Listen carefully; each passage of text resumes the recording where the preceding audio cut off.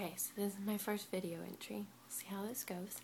I can apologize for not blogging in a while, but it has been for very legitimate reasons. My father's been in the hospital because he had a heart attack. Not sure when everything started to happen, but they do feel he probably had a heart attack on Monday. Today is Thursday. He was admitted to the hospital on Tuesday night at about 12:30 a.m., so I guess almost Wednesday morning. My mom drove him in. He's been ever since. He does appear to be doing very well.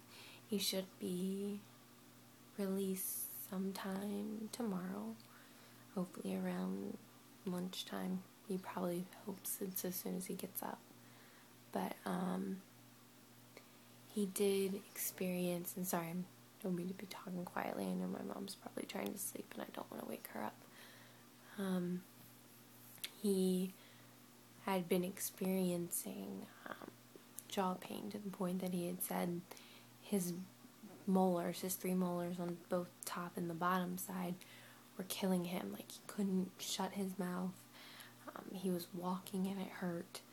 So on Monday he had come home from work and him and my mom had had crabs. Probably not a very good choice of sodium, but if you don't know that you're getting ready to experience a heart attack or that you're have the symptoms of a heart attack, if they're not the typical my left arm hurts, which wasn't in my father's case.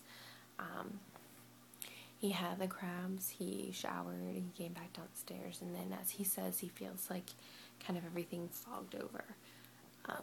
The doctors are thinking that that's when the heart attack actually happened, but he had complained that when he was mowing the grass last week that he had the intense jaw pain. He complained when he walked last Thursday that he could hardly keep his mouth shut when he was walking because the pain hurt so much. So Tuesday he got up and he went to work. Very, very smart man. Got up and he went to work and wasn't feeling very well. Left work early to go to his primary care doctor, which he doesn't go to very regularly. So if there's anything that anyone can learn from this, it's you should have regular checkups with your doctor, especially when you're over 50 years old, because if you don't have any baseline data, you don't really know if there's a problem and you don't know what your normal is. So he went to his primary care doctor and just told him that he was complaining about having the really severe jaw pain, and they took his blood pressure, and his blood pressure was something ridiculous, like 180 over something between 90 or 120. I can't remember what the diastolic, I think, is the number. I can't remember what that was, but the nurse didn't think to do an EKG, didn't really think it was heart attack related, so gave him blood pressure medicine. So he took that, came home. My mom had then scheduled herself a physical, so she had gone to the doctor, come home. My dad's still in pain, it's not going away. My mom's like, maybe you need to go to the dentist, maybe have an abscessed tooth, because you don't think jaw pain, heart attack, at least I wouldn't have until now, which I can warn you, there are no typical symptoms. Everyone's different. So he was complaining. My mom was just like, just go to bed. It was 10 o'clock. So she comes up to bed at 11, and he's still complaining of the pain, can't sleep, restless, getting up and down. So finally he's like, I think you need to take me to the hospital. So instead of calling 911, again, another thing probably shouldn't do, you should call 911, ride an ambulance. Paramedics are there for a reason. Had they taken the ambulance, they probably could have started the EKG and tested for stuff, but didn't do that. Instead, my mom drove him a little bit after midnight. They arrived to the hospital, looked at him, kind of took a few tests, which at this point I can't even remember everything tests that happened, but they determined that he had had a heart attack, or he was getting ready to experience a heart attack, because his enzyme levels typically should be around 0. His were at 16. So Next thing he knows, he was being taken by the cath team to then have the catheter inserted through his groin to go to his heart. What they had found was that one of the arteries in the back of his heart on the right side was completely blocked and it had died. They tried to go ahead and forcefully poke through it to see if they could open it back up to stent it, but they were not able to.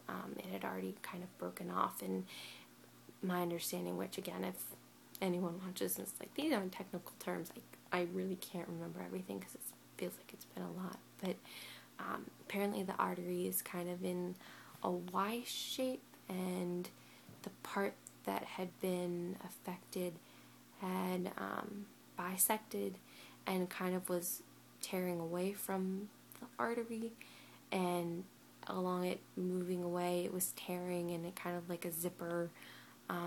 Pretty much bottom line is they weren't able to fix it, and in the process they were able to test the other arteries, and they were able to see that he has another artery on the left side that is 50% blocked with plaque, something that it won't reduce, it will always be 50%, but he can only take the necessary steps, diet, exercise, medication, to prevent that from becoming something worse. So, we just left the hospital. He should be fine. Kind of scary because I can admit I think heart attack, I think morbidly obese, overweight person eating McDonald's every day, and that's not my parents' lifestyle at all. Very good about pretty much only eating super broiled vegetables for dinner, not red meat eaters, not really that big on dairy. Just you look at my parents and you don't think unhealthy. So this really came as a shock when I got the call on Wednesday. I was in a meeting at work and I missed my mom trying to get in contact with me, so when I called her back, I find out everything that kind of had happened, and it was like a shock.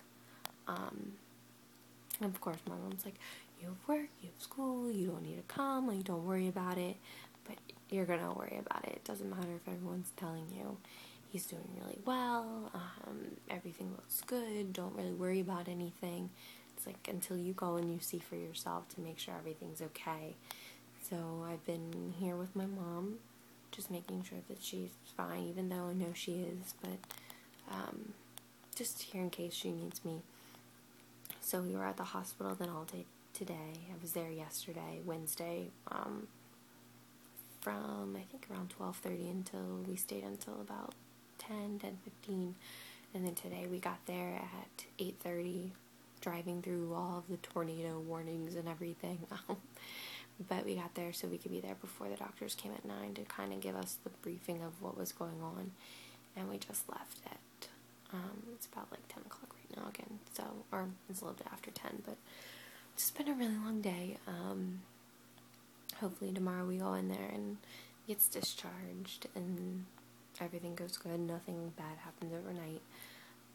Just monitoring his fever because he has had a little bit of a temperature, but that could be stress related. It could be not getting up and walking around enough, which he finally is doing, but somebody has to go with him when he gets up and walks around. Other than that, you hear heart attack and it's just really scary, and especially scary because my dad's only 51, he'll be 52 in September, and like I said before, my parents don't have this lifestyle where it's, oh, we don't feel like fixing dinner, let's run to McDonald's. My parents have a lifestyle of eating fresh fruits and vegetables and chicken, lean proteins, so just kind of scary. But other than that, they're just keeping their precautions. He looks really good. He hasn't complained of any chest pain, just more so monitoring him to make sure the enzyme levels don't go back up.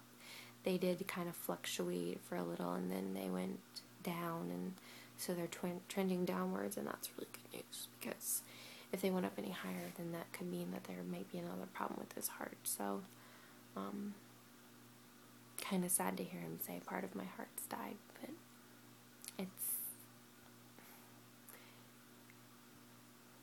it's good in a sense that it's a wake-up call, because you can't on the weekends eat cheese. Like, you can't, people who think that it's alright to put cheese on everything, you can't do that.